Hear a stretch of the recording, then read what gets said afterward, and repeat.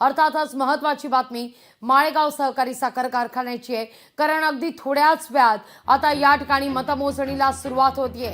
राज्याचे उपमुख्यमंत्री अजित पवार यांची प्रतिष्ठा पणाला लागलेली आहे। कारखान्याच्या निवडणुकीकरता 88.48% इतकं मतदान झालेलं आहे।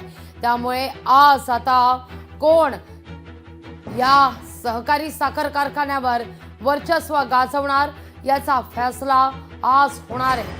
या सगळ्याविषयी अधिक माहिती घेण्याकरता थेट जाऊया आपले प्रतिनिधी अमोल धर्माधिकारी यांच्याकडे। अमोल, काय अधिक माहिती या सगळ्या संदर्भात? 9 वाजत आलेले आहेत, आता मात्र अगदी थोड्याच वेळात आता मतमोजणीला सुद्धा सुरुवात होणार आहे। ही थेट दृश्य आपण या क्षणी पाहतोय। 34 टेबलवर आता ही मतमोजणी केली जाणार आहे। अजितदादा की तावरे, माळेगावचा गड नेमका कोण राखणार याचा फैसला आज होणार आहे। या सगळ्याचा आढावा घेतलाय, अपडेट घेतलाय आपले प्रतिनिधी अमोल धर्माधिकारी यांनी।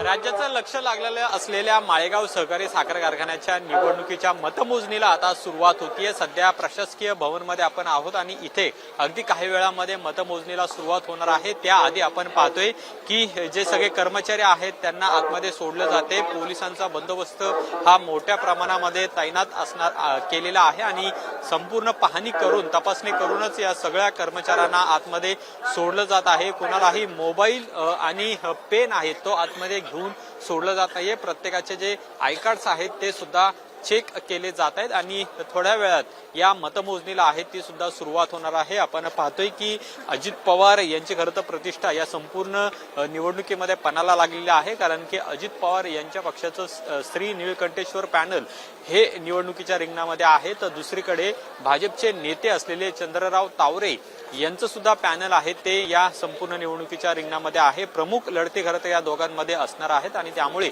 नेमका आता विजयी कोण होते हे पाहणं महत्त्वाचं असेल आणि त्यामुळे ही संपूर्ण प्रशासनाची व्यवस्था आहे ती आपल्याला पाहायला मिळते। चोख पोलिसांचा बंदोबस्त या ठिकाणी तैनात आहे। नेमका आता विजयी कोण होतं, चेअरमन कोण होतं हे पाहणं महत्त्वाचं आहे। त्या अनुषंगानं आता अगदी काही वेळामध्ये या मतमोजणीला सुरुवात होणार आहे आणि किती वेळ ही मतमोजणी चालते हे सुद्धा पाहणं महत्त्वाचं आहे। कॅमेरामन योगेश केळापुरेसह अमोल धर्माधिकारी, लोकशाही मराठी, बारामती।